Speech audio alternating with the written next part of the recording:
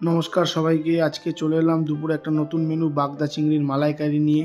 তার সাথে ছিল ভেন্ডি ভাজা আর যাকে বলে ছোলার ডাল। আজকে আর ডাল করেনি, বললাম একটু ছোলার ডাল করতে। তার সাথে ছিল মূলো ভাজা, ঠিক আছে, বিনস ভাজা।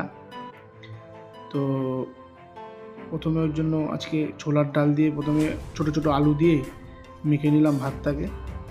তার সাথে একটু নিয়ে ভেন্ডি ভাজা নিয়ে পুরো গালটা মুখে দিলাম। তারপর আজকের শো স্টপার বাগদা চিংড়ির মালাইকারি, সেটা পাতে তুলে নিলাম। চিংড়ি মাছটা তেমন একটা বড় না, ছোটোই ছিল, কিন্তু মাছগুলো কিন্তু ভালো ফ্রেশ, সাদা, বেশ মুছে মুছে ভাতটা সুন্দর করে এরকম চিংড়ি মাছ দিয়ে খুলে। গলদা চিংড়ির যেমন মাথাটাই অনেকটা বাদ চলে যায়, সেরকম বাগদা চিংড়ির ম্যাক্সিমামটাই মাছ থাকে, মাথাটা একটু কম বাদ যায়।